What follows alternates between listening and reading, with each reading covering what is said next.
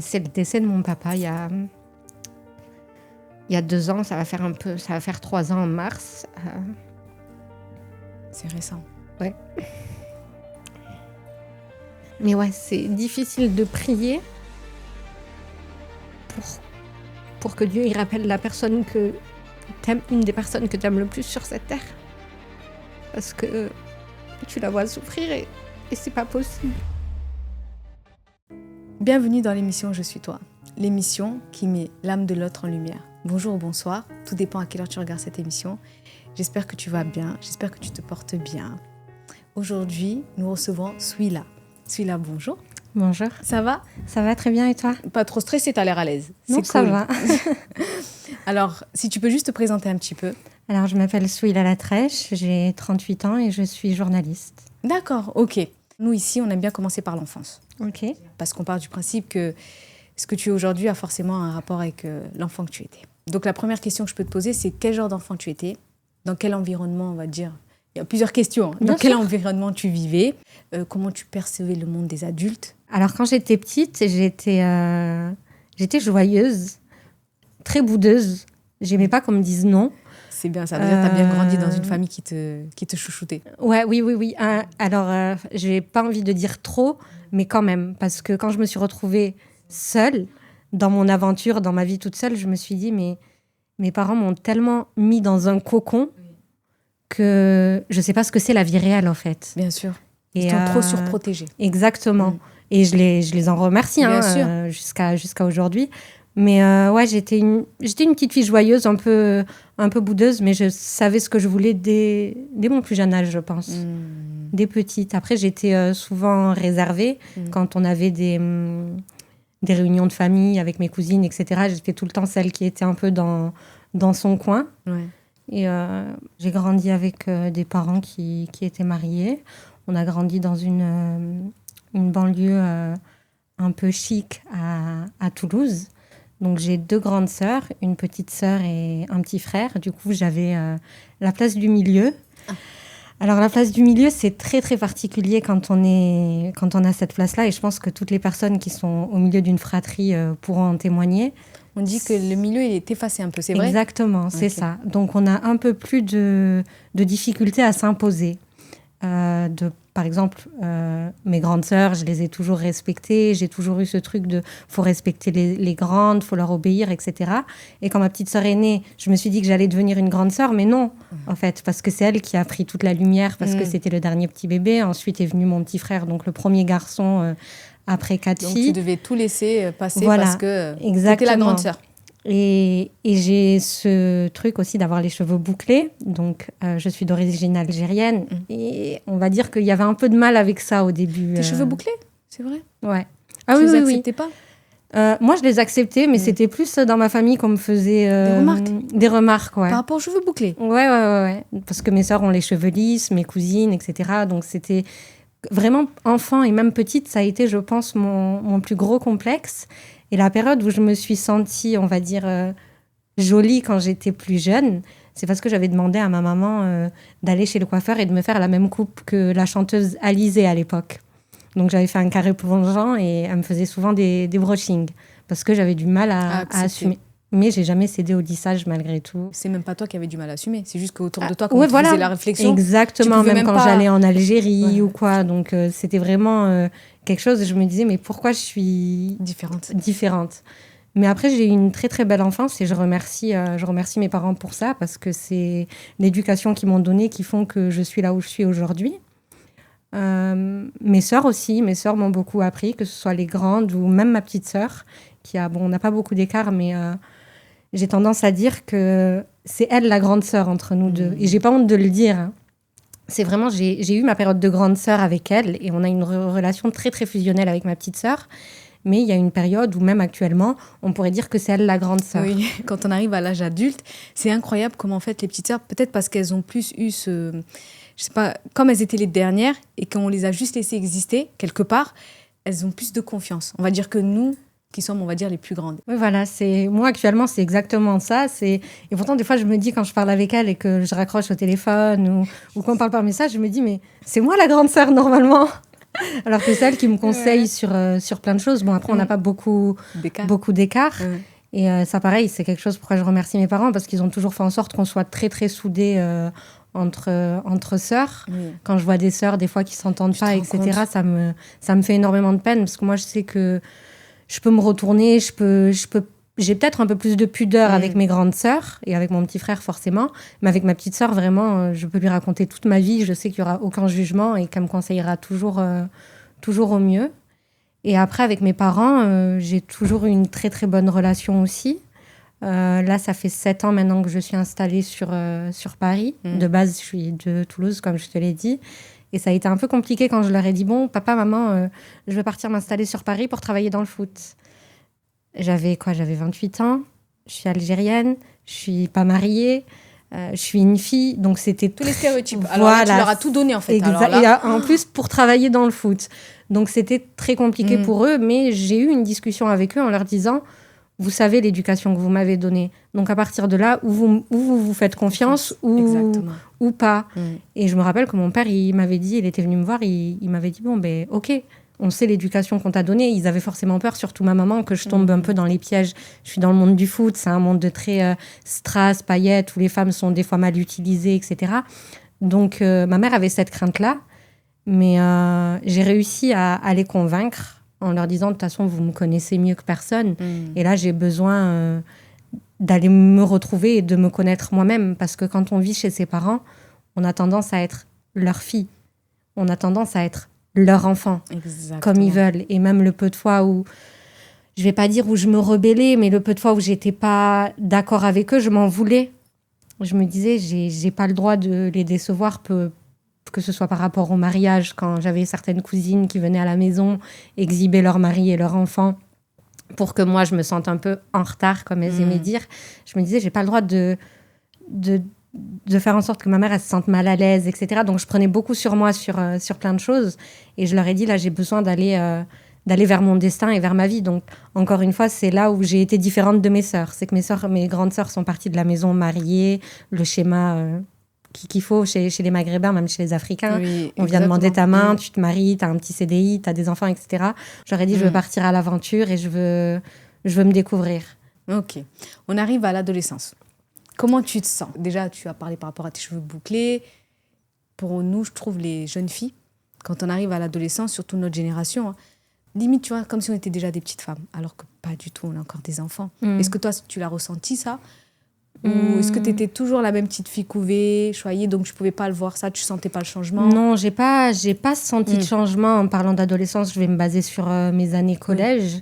J'ai pas senti de changement au début, genre 6e, 5e. Pourquoi? Parce que dans mon collège, il y avait ma grande sœur. Donc, j'avais toujours ma grande sœur qui était là, qui me protégeait. J'avais mon groupe de copines depuis la maternelle. On était dans le même collège. Et je pense que c'est vrai que quand ma grande sœur a quitté le collège, là, j'ai commencé à être un peu plus moi, un peu plus... J'avais pas ce regard-là de ma grande sœur. Et ça, je m'en rends compte des années après, en parlant il n'y a pas longtemps avec une amie du coup qui a fait maternelle, primaire et collège avec moi. Je lui ai demandé quelle image elle avait de moi et quel souvenir elle gardait de moi. Et c'est vrai qu'elle m'a dit t'étais cette personne un peu... t'étais un peu le leader de l'équipe, t'étais celle qui... Alors que maintenant, pas du tout. Quand j'ai lu ce qu'elle m'a décrit, j'ai dit mais on parle pas de la même personne là, je pense. Parce qu'en tant qu'adulte, j'ai totalement changé. Tu avais dit que tu avais bien grandi, tu sais, que tu avais été choyée, etc. Oui. Donc je pense qu'automatiquement, tu avais confiance en toi. Ouais. Tu t'en es peut-être pas rendu compte. Ouais, je pense, parce que petite, vraiment, je sais que j'avais pas besoin ou cette envie de me faire remarquer ou de m'effacer. Je pense que c'est pas prétentieux ce que je vais dire, mais on me remarquait. Oui. Voilà. Parce que quand j'étais dans un groupe, quand voilà, on me remarquait. J'ai commencé peut-être à... Mais tu sais, dès qu'on commence à vouloir se faire jolie, etc., c'est là que j'ai commencé peut-être à complexer par rapport à mes cheveux. Ouais, voilà. Par rapport à mes cheveux, par rapport à plein de choses. Et là, les complexes ont commencé à naître un peu, et j'ai pas su les couper, on va dire. Donc, j'ai grandi avec. C'était ta faute aussi, on va dire. Parce que, oui, non, bien sûr. Que moi, je trouve que quand on est jeune, la plupart des complexes, c'est les autres qui nous le créent. Je pense aussi, parce que moi, vraiment, mon plus gros complexe, c'était mes cheveux. Ah ouais, parce qu'ils te faisaient tous remarquer. Voilà. Pourtant, je les assumais. Hein, j'allais les cheveux bouclés à l'école, au collège, etc. Mais c'est vrai que souvent...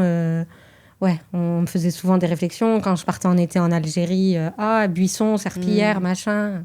C'est vrai que les cheveux bouclés, franchement, on a souffert. On va pas se mentir. Notre génération. Aujourd'hui, tu sais comment je suis contente de voir comment bien sûr, les jeunes filles, elles sont là avec leur touffe, avec leurs cheveux bouclés. Parce que moi parce que nous, c'était pas ça. C'était clairement pas ça.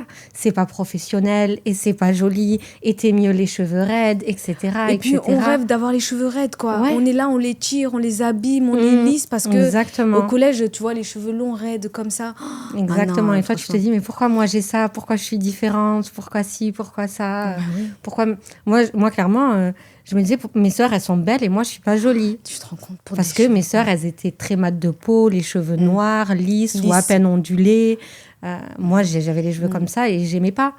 On est né avant le début d'Internet, donc on a eu une adolescence où on a pu grandir en feuilletant des magazines, en regardant des films, en sortant jouer sans avoir peur, sans pression. Moi, je me rappelle quand on sortait jouer dans notre lotissement, l'heure de rentrée, c'était qu'on entendait mon père qui sifflait. Il sifflait, nos voisins nous disaient « Allez, les filles la trèche, c'est l'heure de rentrer ». Donc voilà, c'est comme ça. Alors que maintenant, on panique dès que les petits sont dehors, etc. Donc je suis contente d'avoir eu cette enfance-là et même cette adolescence, de pouvoir aller au collège en vélo sans que mes parents soient hyper inquiets et tout ça.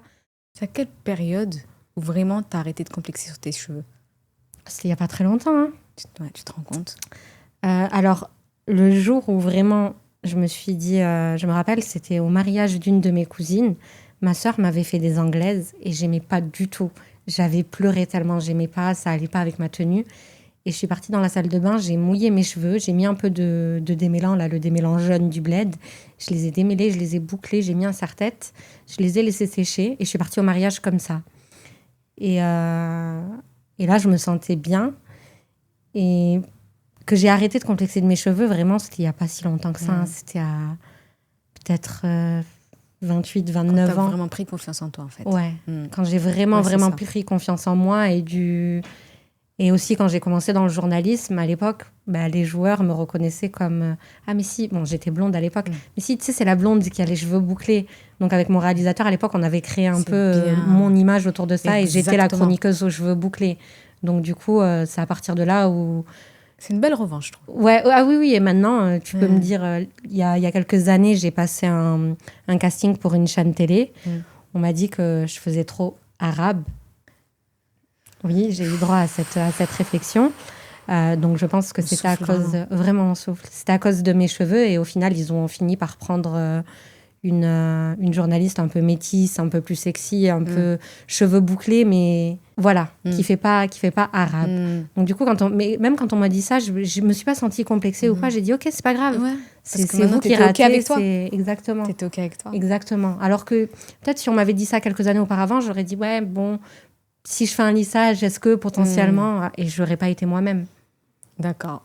Tu te sentais bien quand même à l'école, etc. Tu ne te posais pas plus de questions que ça sur... T'étais bien. Ouais. Bon, moi, de ce que je vois de ton enfance, t'as bien grandi. Ouais, Dieu merci. Non, franchement, oui, Dieu merci, parce que c'est pas tout le monde vraiment qui a cette chance, tu vois, de grandir dans une famille qui t'aime et qui te valorise. Et beaucoup de parents ne se rendent pas compte comment, en fait, ils peuvent être le déclencheur de tellement de traumatismes chez leurs enfants, mais sans faire exprès, tu vois. Mais bien sûr. C'est pour ça que des fois, quand je parle avec ma mère et que je lui dis certaines choses et qu'elle ne les comprend pas, je me braque plus.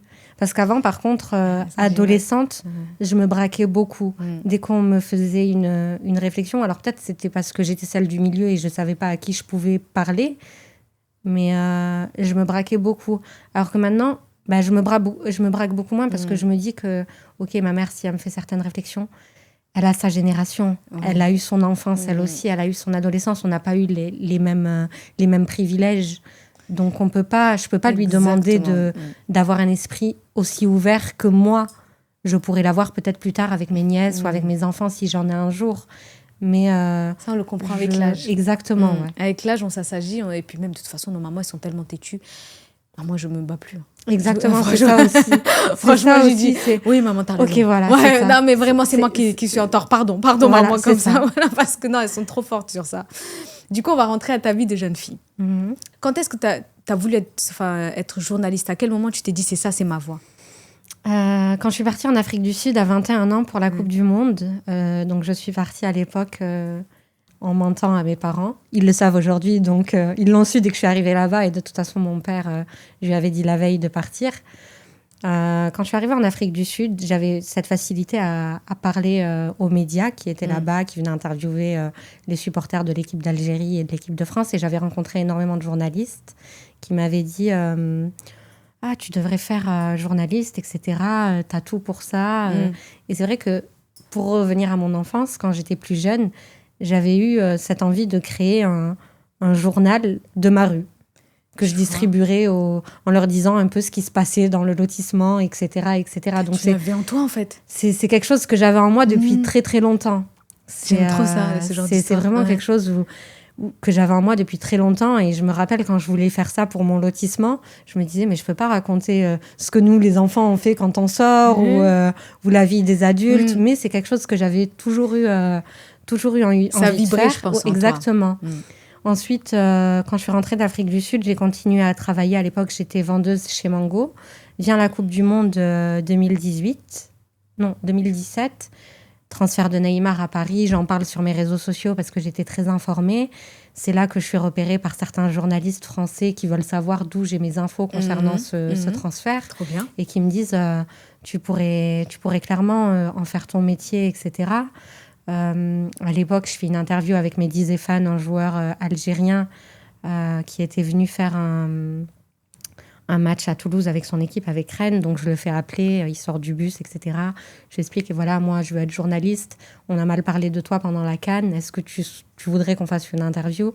J'ai pas fait d'études de journalisme, mais je savais que j'avais ça en moi, cette capacité à faire parler les gens, à leur parler avec bienveillance, etc. Et c'est quelque chose qu'on me dit souvent dans les interviews que je réalise.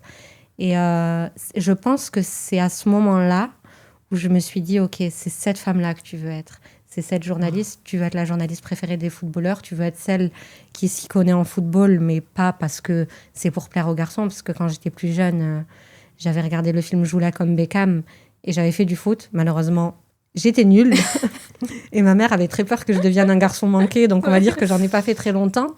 Mais après, l'Afrique du Sud a fait ressortir un peu cette passion que j'ai autour de ce sport et je me suis dit, OK, bon, tu vas pas être footballeuse, mais tu peux être dans ce milieu-là et c'est comme ça que ça m'est venu. Est-ce que tu avais confiance en toi quand, à ce moment-là, tu sais, quand tu t'es dit, c'est bon, je vais aller chercher mes rêves? Ouais, alors j'avais vraiment confiance en moi quand je suis partie de Toulouse, que je suis venue m'installer à Paris. Pour moi, c'était clairement ça. Et arrivé ici, donc il y a le rythme parisien, il faut trouver un travail alimentaire pour pouvoir payer un appartement, etc. Et vient le syndrome de l'imposteur, parce que tu te retrouves à des matchs en zone mixte avec des journalistes qui se disent « mais c'est qui elle ?» et des journalistes qui ont fait des écoles, qui travaillent pour Canal+, et toi tu débarques. Et OK, qu'est-ce que tu as fait dans ta vie? J'ai été la première à annoncer Neymar à Paris, j'ai un très bon réseau foot, etc. Et j'ai une passion. Oui, mais tu as fait quoi? Et on me répétait ça. Tu as fait quelle école?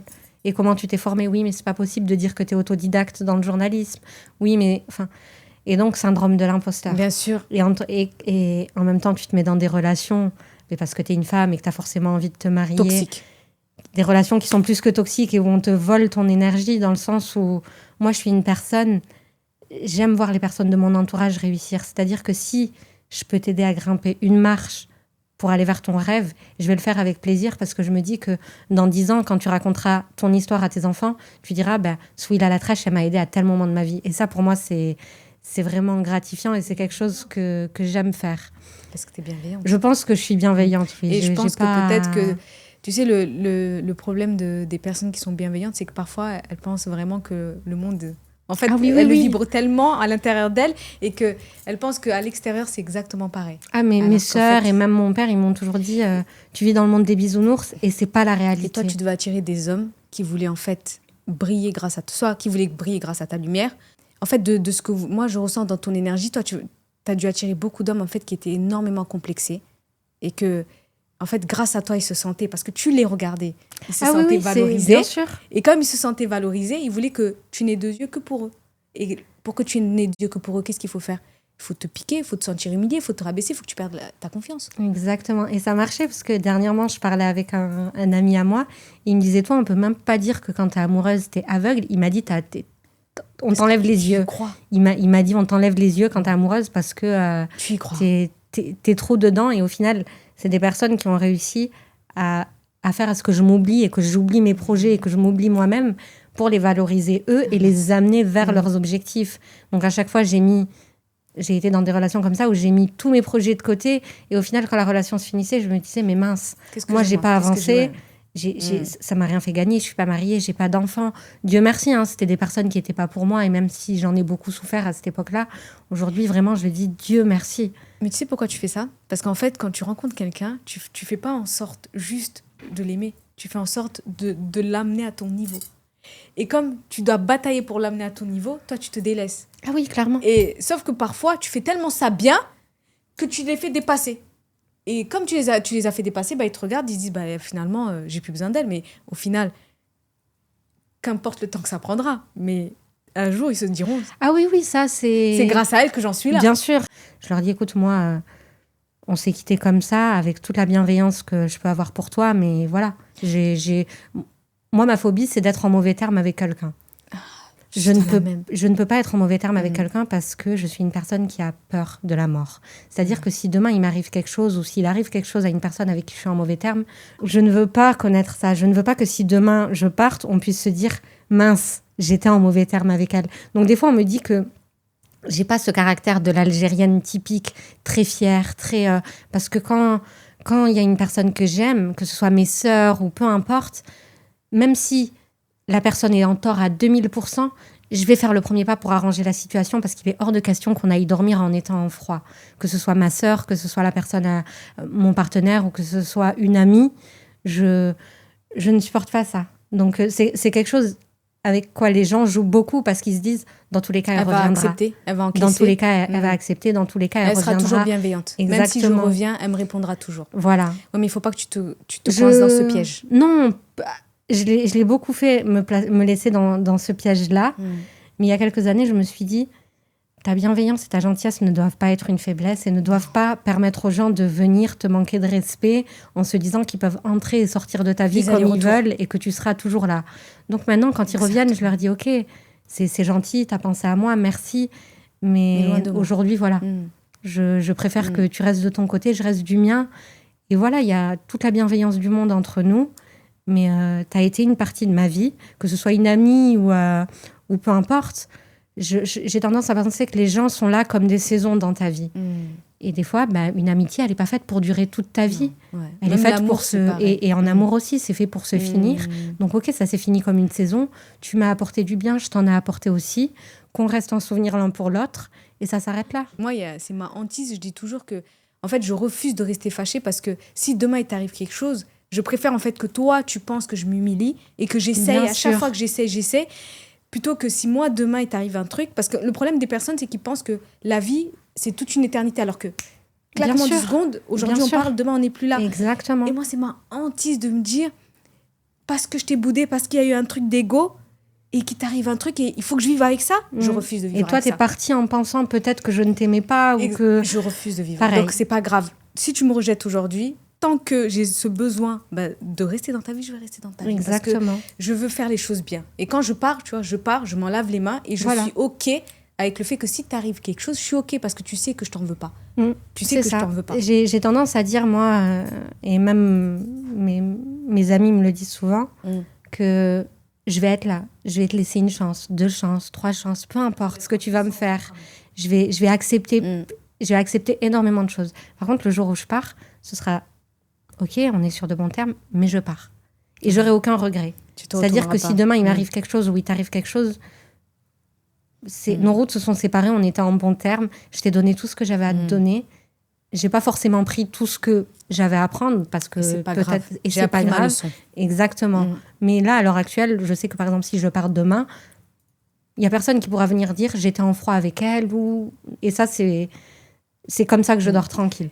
Mais tu sais, il y a quelque chose que beaucoup de personnes oublient, c'est que quand ils laissent quelqu'un, surtout sur un laps de temps, ils la retrouveront jamais. Tu retrouves jamais la même personne. Exactement. Et c'est ça qui est dommage pour certaines personnes, c'est-à-dire qu'elles font des choses sans penser que en fait, elles se disent forcément, je vais revenir parce qu'elle est gentille, parce qu'elle est bienveillante et parce qu'il est ou elle, hein, mais... Donc, c'est pas grave. Je sais qu'elle va me pardonner. Et puis, comme elle est vraiment gentille, elle me répondra quoi qu'il arrive. Exactement. Sauf qu'il y a une chose qu'ils oublient, c'est que les gens qui sont réellement profondément gentils, tu ne les retrouves pas 2 fois. C'est ça. Malheureusement, tu auras droit à leur gentillesse, hein, parce qu'ils sont polis. En fait, ils sont comme ça. Donc, ils peuvent te répondre, oui, ça va, merci, mais il n'y a rien derrière. Ils n'ont rien pour toi. Ils ont 0 pour toi. Et beaucoup de personnes mélangent la gentillesse avec le fait de se dire, je peux me permettre de revenir te faire des va-et-vient dans ta vie. Non, parce qu'un jour, les personnes gentilles, quand elles coupent, par contre, tu le regrettes toute ta vie. Exactement. Parce que la gentillesse, moi, comme j'aime le dire, beaucoup de personnes pensent que c'est une faiblesse alors que c'est une vraie force. Ça demande beaucoup de force de se dire, malgré, surtout dans le monde dans lequel on vit, de se dire, aujourd'hui, je vais encore être gentil. Pourtant, hier, on m'a encore mis des couteaux dans le dos. Allez, je me réveille encore. C'est pas grave, je vais donner de mon amour, je vais donner de ma bienveillance. Ah, encore une trahison, c'est pas grave. Ils se rendent pas compte en fait, de la force qu'il faut pour se dire, je vais quand même continuer, malgré que ce monde soit crade. Je refuse d'être éclaboussée. Exactement. Après, moi, j'ai tendance... après, c'est parce que je suis croyante. J'ai tendance à me dire, je préfère souffrir de ma gentillesse ici-bas que de ma méchanceté dans l'au-delà. J'aime bien cette phrase. Je vais la ressortir. Il n'y a pas de problème. Je préfère vraiment me dire, c'est pas grave qu'on me prenne pour une idiote ici et qu'on me fasse mal au cœur. Si demain je pars, je sais que je suis en paix avec mes croyances, avec mon cœur. C'est pour ça, moi, je dis toujours aux gens, c'est pas grave que les gens nous rejettent, que les gens nous humilient, que les gens nous tournent le dos. C'est pas grave. C'est juste dans cette vie. Exactement. Et puis on va oublier, tu vois. Et peut-être même que dans 6-9 mois, il y aura même, tu ressentiras plus rien. On va partir sur ce qui t'a ce qui a touché ta vie. On va y aller doucement, t'inquiète pas. Ce qui a touché ma vie, je vais prendre un chat. Vas-y, je t'en prie. C'est le décès de mon papa il y a 2 ans. Ça va faire 3 ans en mars. C'est récent. Ouais.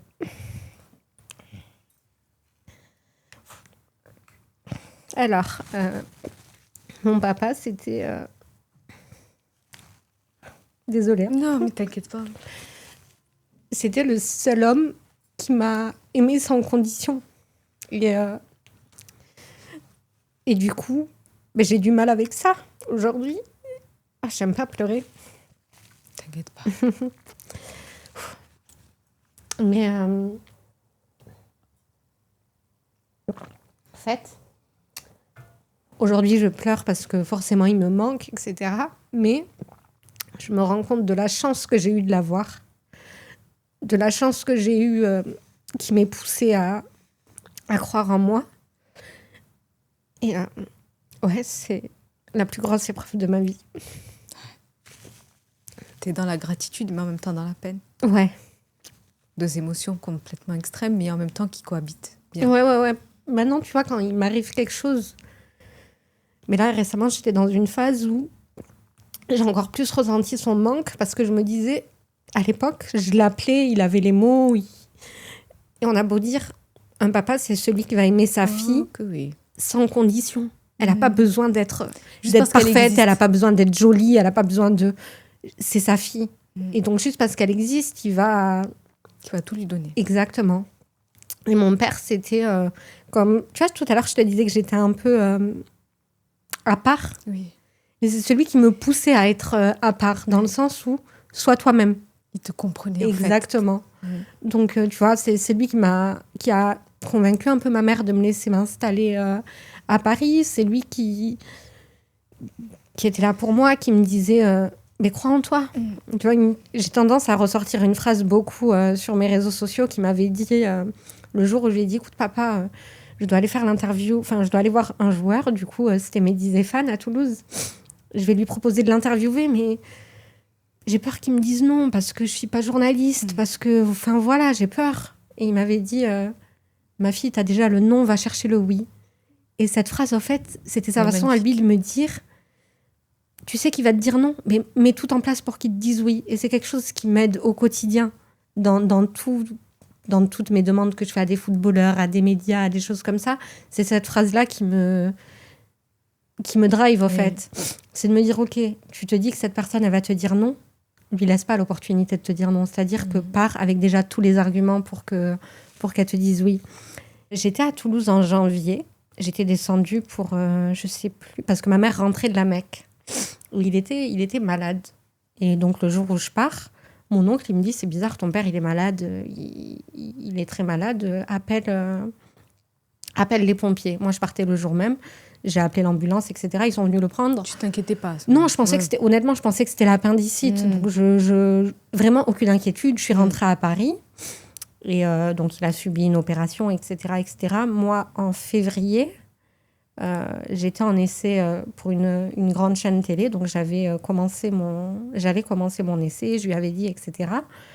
Et la veille de mon essai, ma sœur me dit, Sou, je crois que papa, il t'attend. Parce qu'en gros, il lui avait dit, il avait été opéré et donc ils avaient découvert une tumeur. Donc, c'était au pancréas. Et la tumeur du pancréas, c'est celle une fois qu'on la détecte, en fait, c'est trop tard. Peu de chance. Ah, c'est trop tard. Une fois qu'elle est détectée, c'est... Il n'y a même pas de stade 1? Non, c'est trop tard. Une fois que la tumeur du pancréas est détectée, c'est qu'elle s'est métastasée partout et que, voilà, c'est trop tard. Quand ils l'ont opérée, donc ils ont dit à ma sœur, on a trouvé une tumeur comme ça, etc.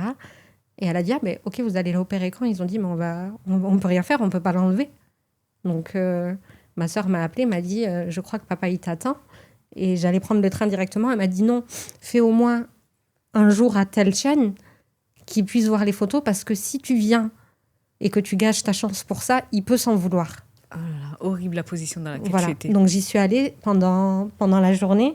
Je suis arrivée le matin, je leur ai expliqué. Je leur ai dit, je vais venir, je fais juste quelques photos et après, malheureusement, vous ne pourrez pas compter sur moi parce que je leur ai expliqué la situation. Donc, j'ai fait quelques photos, etc., pour que mon père voit sur mes différents réseaux sociaux. Puis le lendemain, je suis allée à Toulouse. C'était en plein mois de Ramadan. Enfin, c'était un peu avant le Ramadan. Donc, Dieu merci, on a pu l'accompagner. On a été avec lui jusqu'au bout. On a pu avoir les conversations qu'on voulait avoir avec lui parce que on a eu cette chance d'apprendre qu'il était malade. Il n'est pas parti soudainement. J'ai eu le temps. Ma sœur m'a dit, Sou, je crois que papa, il t'attend. Quand elle m'a dit ça, j'y suis allée. J'ai pu avoir à peu près 1 mois avec lui, un peu moins d'1 mois. Donc, ça m'a permis de beaucoup discuter avec lui, puis même avec mes sœurs, avec ma maman, avec mon petit frère aussi. C'est comme ça. Puis après, on l'a accompagné. On l'a accompagné jusqu'à ce qu'il décède. Bon, il était à la maison, entouré de ses enfants. Et voilà. C'était très difficile parce que quand tu vois une personne que t'aimes qui est malade, ben, tu pries tu peux rien faire pour que Dieu la délivre. Et c'est ça le pire. C'est Dieu merci, on est très croyants à la maison. Donc ça nous a permis de tenir et d'être encore plus soudés, j'ai envie de te dire. Mais ouais, c'est difficile de prier pour que Dieu il rappelle la personne que t'aimes, une des personnes que tu aimes le plus sur cette terre. Parce que tu la vois souffrir et c'est pas possible. Je crois que c'est ça le plus dur, c'est d'être impuissant. Ah oui. Et lui, il nous disait, lui, il savait parce que vu qu'il avait toute sa tête, les médecins lui ont clairement dit les choses. Donc, il savait. Du coup... Il tenait pour vous, je suis sûre. Il a été courageux pour vous aussi. Ouais, beaucoup. Mais c'est un homme, hein, ils n'aiment pas être vus faibles, ils n'aiment pas être vus malades, etc. Mais il nous montrait pas. Donc, nous, avec mes sœurs, on sortait de la chambre quand on voulait pleurer, de le voir comme ça, etc. Mais... là, tu vois, je pleure, mais je me dis, j'ai eu la chance de l'avoir. Alors que... qui t'aimait vraiment. Ouais.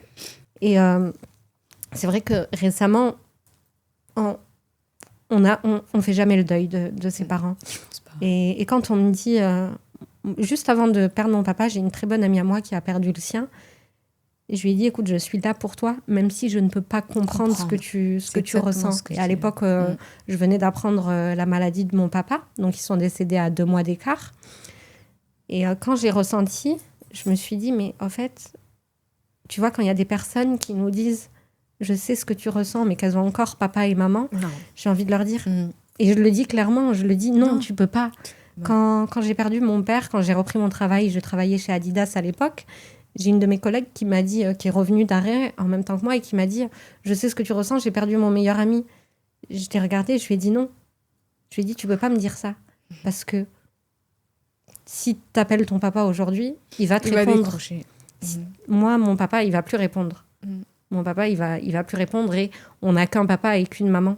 Il y a pas longtemps, je parlais avec un ami et je lui disais ça, je lui disais, mais tu comprends pas, mon père, il me manque, etc. Et mon ami en question n'a pas connu son papa. Et du coup, il me disait, mais rends-toi compte de la chance que tu as eue de l'avoir. Tu penses qu'il voudrait te voir... Désolée, je te fais pleurer. Non, c'est pas grave, t'inquiète.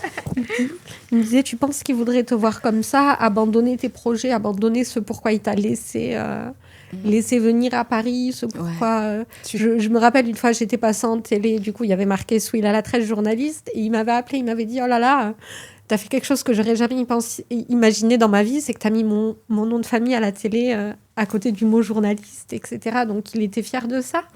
Et c'est ce qui me permettait de me dire que...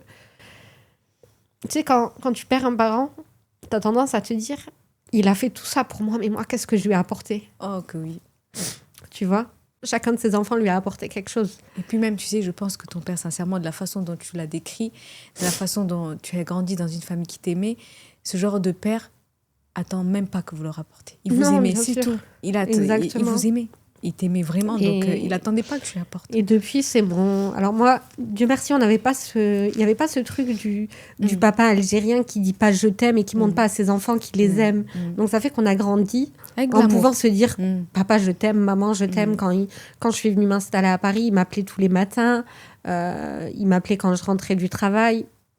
Bonne journée ma fille, salam ma fille, passe une bonne journée, je t'aime. Donc j'ai eu cette chose-là et pourtant, même en je lui ai dit je t'aime tous les jours. Et j'ai l'impression de ne pas lui avoir assez dit. C'est pour ça que depuis, mon combat, c'est surtout aux hommes de mon entourage de leur dire dites je t'aime à vos parents. Parce que le jour où vous ne pouvez plus, c'est horrible. C'est pour ça qu'aujourd'hui, tu veux vraiment passer ce message-là. Ouais, c'est vraiment... Mais là, mon ami, donc, je te disais, qui n'avait pas grandi avec son père, etc., quand il m'a raconté son histoire, je lui ai dit, ton père, il est encore en vie. Peu importe qui t'ait éduqué, peu importe qui t'ait... peu importe qu'il ait été présent pour toi ou pas, ton père est encore en vie. Aujourd'hui, tu as des enfants, renoue le contact avec lui. Mais c'est dur de créer un lien qui n'existe pas. Toi, c'est parce que tu vois vraiment sous la forme où tu as été vraiment aimé. Mais... Je sais que c'est dur, mais je lui ai dit, n'attends pas ce coup de téléphone où une de tes sœurs va t'appeler et te dire, papa, il est décédé. Parce que là, je lui ai dit, même si c'est que aller voir ton père pour lui dire, pour discuter avec lui et voir ce que tu as pris de lui, parce que tu as pris des traits de caractère de lui, c'est dans tes gènes. Dans tous les cas, même si c'est un inconnu qui t'a élevé, ton papa, il fait partie de toi. Et il n'y a pas très longtemps, justement, cette amie-là m'a appelée et m'a dit que sa sœur lui avait dit que son papa avait eu un malaise cardiaque. Et il m'a dit, du coup, je suis partie le voir à l'hôpital et j'ai discuté avec lui, etc. Je lui ai dit, ça lui a fait du bien. Ouais, ça lui a fait du bien. Et je lui ai dit, maintenant que le lien est renoué, passe du temps avec lui. Et j'ai une question pour toi. Et ta maman, comment elle va? Ma maman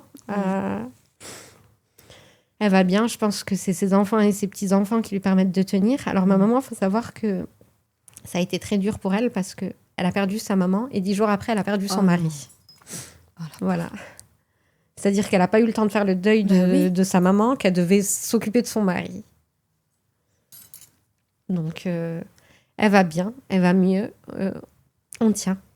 Ça a été très, très difficile pour elle parce que 38 ans de mariage. Et ce que j'ai tendance à dire c'est beau. Quand on me parle justement de... On me pose souvent la question, mais comment c'était, etc. C'est que j'ai vu l'amour entre mes parents quand mon papa est tombé malade. Parce que, par exemple, quand il était à l'hôpital, il disait non, je préfère la nourriture de ma femme. Ma maman, quand il ne pouvait pas manger, elle a accueilli qu'il était à la maison, mais elle savait qu'il avait envie de ça. Elle cuisinait juste pour qu'il sente l'odeur. Il ne pouvait pas manger, hein. Il était nourri, tu sais, par perfusion, etc. Mais il disait, oh là, je mangerais bien ça, un plat arabe ou quoi. Ben, elle le cuisinait juste pour mettre l'odeur dans le salon. C'est beau. Lui, quand il était malade, il lui a donné de l'argent. Il lui a dit, va t'acheter quelque chose pour toi. Que ce soit pas pour la maison, que ce soit pas pour... Donc, elle était partie s'acheter un ensemble à Zara. Il lui avait dit, ma femme, t'es trop belle, etc. Et là, je me suis dit, je peux pas me contenter de moins que ça, au fait. Dans mes relations avec un homme, je ne peux pas me contenter de moins que ça. J'allais y venir parce que j'allais te demander comment même tu peux laisser même un homme toxique t'approcher, toi. Ben, j'ai peut-être mal grandi moi-même en tant qu'ado. Quand forcément Manque de j'étais confiance, exactement, etc. exactement, et c'est quelque chose que j'ai nourri. C'est-à-dire que c'est qu'avec le recul que je vois tout ce que mes parents m'ont apporté pour que j'ai confiance en moi. Ils m'ont donné leurs armes à eux. Ils m'ont donné leur éducation, leur façon de parler, leur façon. Ils m'ont tout donné pour que je grandisse bien, que je me présente bien, que voilà. Mais c'est vrai que depuis le décès de mon papa et depuis que j'ai vu comment mes parents étaient avec le recul et que mes parents, ils ont fait 38 ans de mariage et c'est la mort qui les a séparés. T'es devenue très exigeante. C'est rien d'autre. Et pourtant, ils ont eu des épreuves. Hein. Quand j'étais plus jeune, mon papa avait eu un accident. Il n'avait pas pu travailler pendant des années. Ma maman avait pris 3 boulots. Mais dès qu'il a pu retravailler, il s'est levé à 5 heures du matin pour la faciliter un peu, pour qu'on ne manque de rien, pour qu'on ait une bonne éducation. Et je me dis, je ne peux pas me contenter de moins que ça, sachant que l'homme qui m'a tout donné n'attendait rien de moi. Exactement. Il m'a tout donné sans condition. Alors qu'aujourd'hui, on va me donner, mais parce que tu es jolie, parce que tu présentes bien, parce que ça fait bien de s'afficher avec toi. Non, en fait, je veux pas de tout ça. Et des fois, on essaye de me mettre la pression par rapport à ça, mais je ne prendrai pas moins que ce que je veux et que ce que je vaux. Et j'ai mis du temps à me rendre compte de cette valeur-là. Et maintenant, impossible de faire marche arrière. En fait, quand il se passe quelque chose, je me dis, mais je suis la fille à mon père et ma mère. Ouais. J'ai eu cet exemple-là. Je ne peux pas tolérer moins, en fait. Donc, ça prend le temps que ça prend, mais... C'est exactement ça. Il faut que, quand tu vois qu'un petit zigoto, là, qui essaie de venir vers toi, qui n'est pas sérieux, il faut que tu te dises, il y a un homme qui m'a aimé juste parce que j'existais. Ouais. Et ça arrivera, tu vois. Là, ce sera une autre relation, mais ça arrivera de cette manière-là. Donc, ne demande jamais, comme tu dis, moins. Et parce que surtout, je pense que en dehors de l'amour de ton papa, de ce qu'il t'a donné, je crois que tu ne te rends même pas compte déjà de la femme que tu es. Je te promets. Hein. Je pense que tu n'as même pas conscience de... Réellement, je pense que des fois, j'ai envie de ramener un miroir aux gens qui ne se voient pas réellement. Parce que en fait, c'est toujours... Et moi, je dis toujours ici, c'est toujours les gens qui ont tellement apporté au monde, qui sont là, qui aiment tellement donner. C'est toujours eux qui ne se voient pas comme ils devraient se voir. Et en dehors de ça, il faut aussi que tu te dises, mais purée, je suis une bête de meuf. Pas simplement parce que mon père a aimé d'un amour sincère, mais t'es vraiment une bête de meuf. C'est pas n'importe qui doit t'approcher. T'es intelligente, t'es bienveillante, tu donnes de l'amour autour de toi, tu communiques de l'amour. Enfin, de tout ce que je vois de ton énergie, tu demandes rien, si ce n'est que d'être aimé. À partir de là, le mec qui doit t'approcher, en fait, tu vois, t'es le genre de personne qui ne demande rien. Mais parce que tu demandes rien, tu mérites tout. N'oublie jamais ça. Parce que tu ne demandes rien, tu mérites absolument tout. Tu sais, des femmes, elles demandent énormément de choses. Hein. Elles exigent énormément de choses. Et des fois, je me dis, il faut être comme elles. Parce qu'au moins, elles savent qu'est-ce qu'elles choisissent. Moi aussi, là, il n'y a pas longtemps, j'avais une conversation avec des amies, et dont une qui a tout ce qu'elle veut dans sa relation. Elle m'a dit, mais moi, c'est parce que je l'impose. C'est parce que je lui laisse pas le choix. Et c'est pour ça qu'il me court derrière. Et c'est pour ça que... Bien sûr. Et moi, j'ai du mal avec ça. Parce que peut-être mes parents m'ont donné une éducation où on m'a appris la valeur de l'argent très tôt. Par exemple, quand je voulais sortir en ville avec mes copines, ok, mais pendant une semaine, tu vas débarrasser la table. Et ok, il n'y a pas de problème. Mais à la fin, pour mon week-end avec mes copines, pour ma sortie en ville, j'avais mon argent. Où j'allais aider papa sur des chantiers avec mes sœurs, etc. Et ils nous donnaient un petit billet à la fin.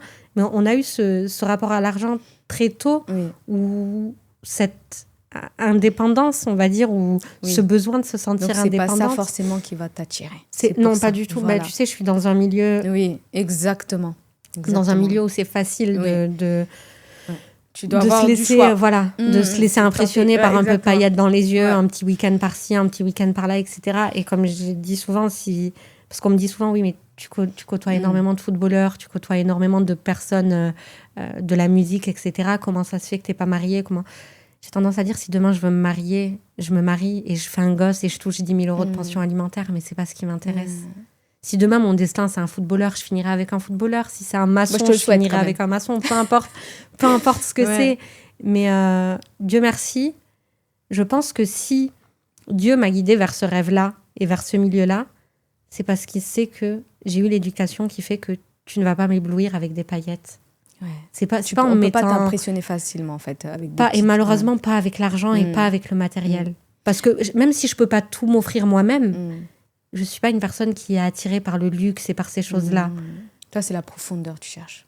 Toi, c'est les longues discussions. Exactement, exactement. C'est ça, toi, c'est les longues discussions d'âme. Une période, il y avait une amie qui m'avait dit oui, elle voulait me faire rentrer dans une maison de luxe, etc. Je lui avais dit, mais jamais de la vie, je ne pourrais jamais vendre un sac à 6 000 €. Moi, je vais dire à la personne, tu ne veux pas investir les 6 000 € dans un orphelinat ou dans une cause qui t'apportera beaucoup plus en tant que personne que cette vanité de te dire, j'ai un sac à 6 000 €. J'ai dit, c'est impossible pour moi de travailler dans ce milieu-là. Parce qu'il y a des choses que je trouve ridicules. Ouais. Même si demain, je suis amenée à être avec quelqu'un qui gagne énormément d'argent, je ne serai pas la personne qui va... le débourser dans certaines choses, ça va me dépasser, donc tu ne le feras pas. Exactement. Et je pense que ça aussi, c'est mes parents qui m'ont donné ça. Bien sûr, je suis une femme, j'aime les belles choses, j'aime être bien traitée, mais pas à la démesure, tout simplement. Non, mais tu vas trouver. Est-ce que tu te sens accomplie en tant que femme? Est-ce que tu te sens accomplie? Non, parce que j'ai pas Pourquoi atteint mes buts professionnels. Mais aujourd'hui, au présent, sans penser au futur. Oui. Tu te sens accomplie? Oui. Il te manque absolument rien? Non, Dieu merci. On est d'accord. Oui, Tout ce que tu as aujourd'hui, c'est toi qui te l'as apporté. Oui.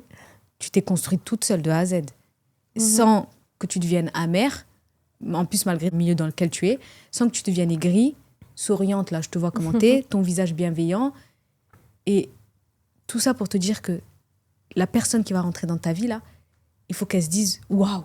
Parce que moi, c'est comme ça que je te vois, tu vois. Pourtant, je suis pas un homme. Non, parce qu'aujourd'hui, surtout en 2026, tu te rends pas compte que les femmes comme toi, c'est des pépites.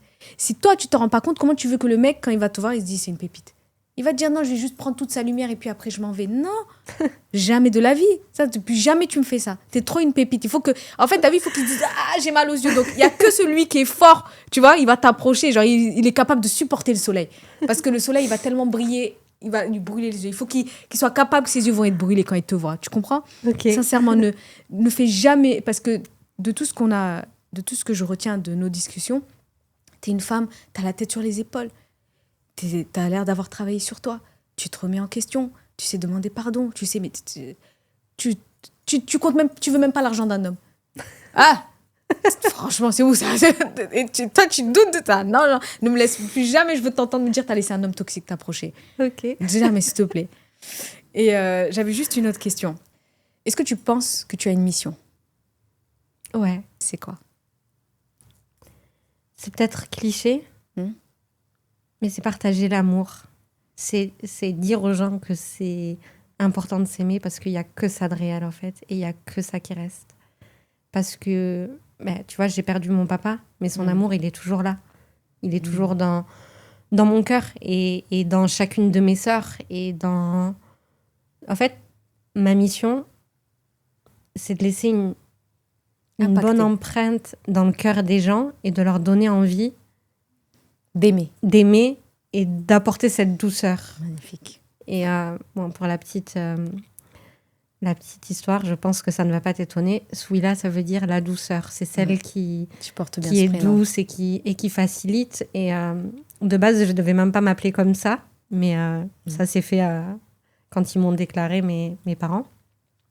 Donc, je pense que oui, je porte bien mon prénom. Mais vraiment, ma mission de vie, si on oublie tous mes rêves et mes ambitions professionnelles, c'est de rendre ce monde un peu plus doux, même si c'est qu'une personne à la fois. Même si c'est qu'un mot à la fois, une attention à la fois, parce que je me dis que c'est un effet domino. Tout comme la méchanceté. Une personne qui passe une mauvaise journée, parce qu'elle s'est renversé son café, elle va sortir, elle va râler, elle va bousculer le facteur, il va passer une mauvaise journée, et c'est un effet domino d'une personne sur une personne sur une personne. Exactement. Alors que si tu sors de chez toi, tu dis bonjour à ta voisine, tu dis bonjour au chauffeur de bus, tu souris, passez une bonne journée, bon courage monsieur. C'est des petites choses qui font que la personne, elle va passer une bonne journée. Elle va rentrer chez elle. Parce qu'elle aura passé une bonne journée, elle va bien se sentir avec sa famille. Et moi, c'est ça ma mission. Moi, je dis toujours, c'est magnifique. Franchement, c'est magnifique. Et je sais que tu iras jusqu'au bout. De toute façon, tu as l'air déter. Et j'espère vraiment, en tout cas, t'y voir. Et je doute pas, franchement, je doute pas de toi que tu y arriveras. Parce que même moi, regarde, tu m'as adouci. T'as vu, c'est la partie où j'étais un peu énervée, c'est que tu laisses des gens toxiques rentrer dans ta vie. Mais sinon, franchement, t'es d'une douceur. Et ce prénom, tes parents, ils l'ont trouvé, mais à merveille. Il te va super bien. Tu sais, d'habitude, en fait, je demande toujours aux gens qu'est-ce qu'ils diraient à la petite fille qui est en eux, en fait, de l'époque. Mais toi, comme tu as grandi quand même dans de bonnes conditions, je vais pas te poser cette question, mais je vais te poser une autre question qui, j'espère, ne te fera pas pleurer. Si aujourd'hui, en fait, tu devais avoir une conversation en étant petite avec ton papa, en sachant, entre guillemets, si tu voyais l'avenir, qu'est-ce que tu lui dirais? Merci. Ouais. Si j'étais petite, hein. Ouais, je lui dirais merci. Parce que des fois, par exemple, quand il m'a engueulée, à me faire pleurer parce que j'ai une anecdote, à chaque fois elle me revient, j'avais dit un gros mot. Et il m'avait engueulée jusqu'à ce que j'en pleure. Et quand il m'a engueulée, il me disait, tu me remercieras quand tu seras plus grande. Et c'est vrai que maintenant, quand on me dit que je m'exprime bien, qu'on n'entend pas de gros mots dans ma bouche, que je suis une personne douce, etc., je me dis, au final, il a raison. Parce que maintenant, je le remercie. Donc, je pense que si la petite Souila devait parler à son papa, elle lui dirait juste merci. Parce que je pense que lui, il avait fait sa mission de vie, de nous mettre à l'abri et de nous donner une éducation qui fera que on sera, comment dire, une belle trace de son passage sur Terre. Que ce soit moi, mes sœurs, il a bien mon fait petit son frère. travail de papa. Voilà, donc je lui dirais juste merci. Parce que il sait que je l'aime, mais peut-être merci, je lui ai pas assez dit. Ouais, je pense que c'est ça que je lui dirais. C'est magnifique. Est-ce que tu peux juste regarder cette caméra? Oui. Et si tu as juste un petit message à faire passer, ce que tu veux. Un petit message à faire passer. Ce que tu veux. Mais j'ai envie de dire, ne laissez jamais personne éteindre votre lumière, parce que si vous avez quelque chose qui brûle en vous et qui vous anime, c'est que c'est fait pour vous. C'est pas là pour rien. Et même si on va essayer de vous éteindre avec, peu importe le syndrome de l'imposteur, ou vous dire que vous n'êtes pas à votre place, ou si c'est quelque chose qui vous anime, vous avez déjà le non, allez chercher le oui, comme disait mon papa. Donc faites en sorte de réaliser vos rêves et dites aux personnes que vous aimez, que vous les aimez. On peut avoir de la pudeur dans tout dans la vie, mais pas dans l'amour. C'est ce que je dirais. Merci, franchement. Merci à toi. J'ai vraiment apprécié ce moment. Mais merci pour toutes les émotions que tu m'as données, hein, même si j'ai un peu pleuré. Mais non, sincèrement, merci même pour ta douceur. Vraiment, merci à toi. Tu as une énergie qui est très communicative. Et quand on est face à toi, on a envie de s'apaiser. Ça veut dire que tu as quelque chose de très fort, tu as un vrai don. Donc ne laisse pas n'importe qui avoir accès à toi. Okay. Parce qu'il faut que tu te préserves, parce que ce monde a besoin des gens comme toi. Et je pense que tu ne te rends pas compte, mais le monde est malade. Et c'est des gens comme toi qui le guérissent un petit peu. Eh bien, j'espère. Et même si tu es fatigué, n'abandonne jamais. Et même si les gens te trahissent, n'abandonne jamais. Même si les gens te tournent le dos, s'il te plaît, ne te fatigue jamais d'être celle que tu es. Parce que ce monde en a besoin.